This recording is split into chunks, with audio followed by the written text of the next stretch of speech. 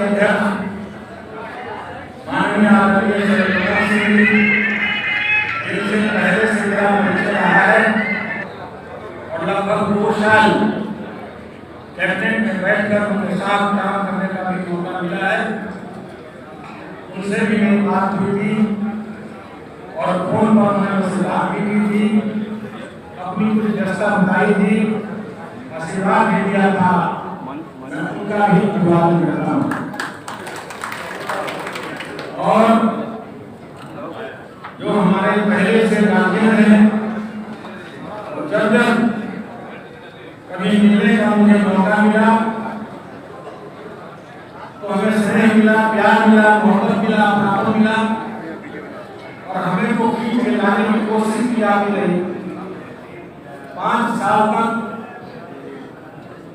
जिनके सानिध्य में विधानसभा में मुझे इनका दर्शन करने का मौका मिला, वो आदरणीय माननीय शिक्षा मंत्री जो मेरे गार्जियन गुरु हैं, विजय बाबू को मैं प्रणाम करता हूँ।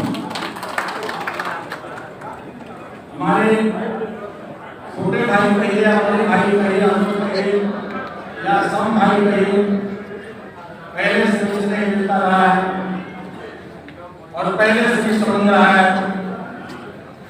माननीय आदरणीय मंत्री अशोक चौधरी का मैं धन्यवाद करता हूँ। श्री संजय सिंह जी, जिनसे भी मेरा दोस्ताना भाईचारा का संबंध रहा है, जब जब हम दोनों मिलते हैं तो आपस में भाई बोलने का प्यार से मिलता है, इनको भी प्रणाम करता हूँ। रणबीर नंदन जी, इनको भी प्रणाम करता हूँ। विधानसभा में जब जब मिलते थे दोनों प्राणी, तो परिवार जैसा हमको संबंध जैसा रहता था, मैं भी प्रणाम करता हूँ। वीरेंद्र यादव जी जो एमएलसी है, हमारे बड़े भाई ग्रुप में है, मैं उनको प्रणाम करता हूँ। विकल जी हैं, दिनेश बाबू हैं, अल्ताफ राजू जी हैं, मेरे जिला के अध्यक्ष हैं इस दल के, और वन पटने साथी हैं सम्मानित, मैं सबको स्नेह व्यक्त करता हूँ। मीडिया के साथी, आप चौथे ब्रह्मा हैं, आपके इशारों पर लोकतंत्र का इशारा चलता है, लोकतंत्र का कोई करतूत जिंदा है तो आप सबों के हाथ पर है। अच्छा भला बुरा उन और उन सारी चीजों पर आप नजर रखते हैं और आपके नजरिए से ही लोकतंत्र मजबूत होता है। आप सबों के प्रति मैं अभिवादन करता हूं। मेरे साथ जितने समर्थक साथी हैं, मैं उनको तहे दिल से आदर करता हूँ, नमस्कार करता हूँ, जिन्होंने हमें आशा व्यक्त करके यहाँ पर आए हैं। और जनता दल लोग के जितने साथी हैं, मैं उनको प्रणाम करता हूँ। इन परिणामों के अलावा इस विचारधारा ने मुझे यहाँ क्यों चिल्लाया है, उस विचारधारा को और उस विचारधारा की इस भूमि, इस मंच को मैं छू के प्रणाम करता हूँ।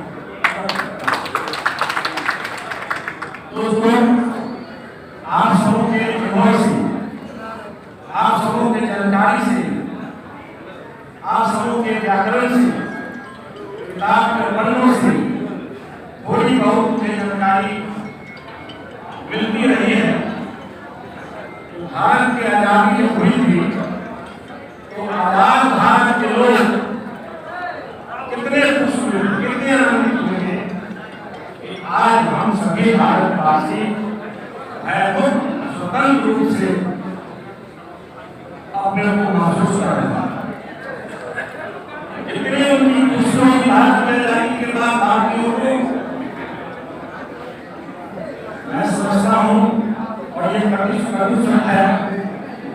मैं आज विजय बाबू के सानिध्य में, अशोक बाबू के सहयोग में, संजय बाबू बाबू के सानिध्य में इस विचारधारा को मैं प्रमोट करने जा रहा हूँ। मैं तहे दिल से उस मजबूत विचारधारा आदरणीय और बिहार के 13 करोड़ जनता को समभाव से, सद्भावना से, बिना किसी भेदभाव का सब पर भैया का काम करते हैं, बिना किसी भेद का, बिना किसी प्रभाव के वैसे मजबूत घड़ी को आदरणीय नीतीश कुमार जी को मैं चरणों में प्रणाम करता हूं। साथियों, कई चीजें हैं,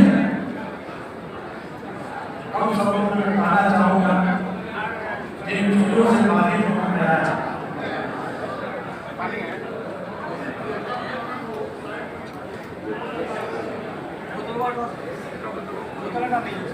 हमारे रात की भारतीय बेटियां जो कभी संदेह में शंका में रहने वाली हैं, स्कूल जाने में घर से निकलने में और उनके माँ बाप पर जो भार पड़ता था पढ़ाई लिखाई में,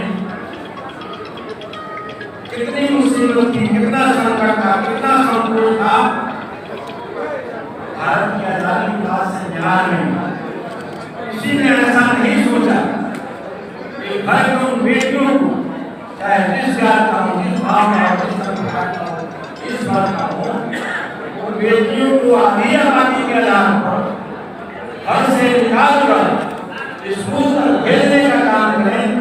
सिर्फ और सिर्फ ये सपना अगर किसी ने धर्म को उतारने का काम किया, आदरणीय नीतीश जी को और आज देखने बनता है शहर की यहाँ की गलियों में सबको हमारी आपकी बेटी और बहन ड्रेस पहनकर साइकिल से निकलती है स्कूल के लिए, जो माहौल देखने का मिलता है मन आ जाता है। किसने ऐसा सपना लेने का काम किया? कितनी बड़ी सोच उन्हें सपना को उतारने का काम किया। यही नहीं, बेटियां बहन पढ़ लिख के में अव्वल दर्जा करती तो प्रोत्साहन के रूप में उनको इनाम बख्शीश देने का भी काम किया। और माननीय नीतीश जी ने नहीं, उनका कदम यहाँ नहीं होगा, बल्कि उन्होंने सपना दिया, संकल्प के साथ धरती को उतारने का काम किया। जो बहन और बेटी देश और साहित्य के पढ़ने के लिए भेजा, स्कूल कॉलेज से निकलोगे क्या करोगे? घर में यही का काम करोगे। इन्होंने इस विद्या को तोड़ा, सरकारी नौकरी में बेटियों को 33% आरक्षण देने का काम किया।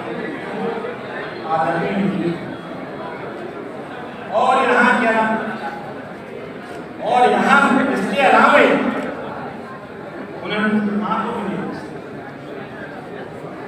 जिन माँ ने बेटियों को पैदा किया, उन माँ को भी आधी आबादी का अधिकार मिले।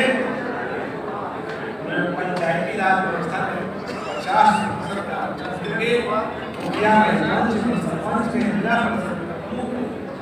वहां तक पढ़ाने का काम किया।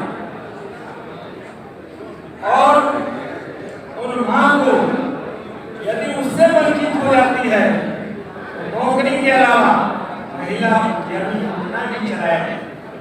नौजवानों को रोजगार, बेरोजगारी भत्ता, 4 लाख का कर्जा, एजुकेशनल लोन और नौकरी, ग्राम परिवहन योजना, घर घर बिजली की बात, घर घर पानी की बात, गलियों नलियों का निर्माण, सड़कों का निर्माण, पुल पुलिया का निर्माण, पार्किंग की व्यवस्था, स्टूडेंट क्रेडिट कार्ड की बात, इतनी सारी बातों ने मुझे यह झकझोर के पागल कर दिया। कहाँ खुले भटके हो? तो मैंने यही समझा, या जिस राह पर मैं चल रहा था ऐसा लगता कि मोतिया भी हो गया था, अंधा होकर चल रहा गिर गया हम सड़क पे, ठेस लगी तो दुनिया इनका एकदम राह रहा है। तो हमने इसका इलाज कराया, हमने सोचा, तो हमें लगा कि नहीं से गिर जाएंगे, दे हाथ टूट जाएगा, बढ़िया रास्ता। मैंने नीतीश जी के विचारधारा की बढ़िया रास्ता चुना। इन सारी चीजों को, सारी उपलब्धियों को लाया है। मैं तहे दिल से बिना शर्त का, बिना कंडीशन का और जनता दल की सेवा करने के लिए मैं यहाँ शामिल हुआ हूँ। इन चंद शब्दों के साथ मैं आप सार्वजनिक लोगों के सामने, अपने भाइयों के सामने, अपने साथियों के सामने यह संकल्प करता हूँ कि अपनी जिंदगी के अंतिम दिन तक आगे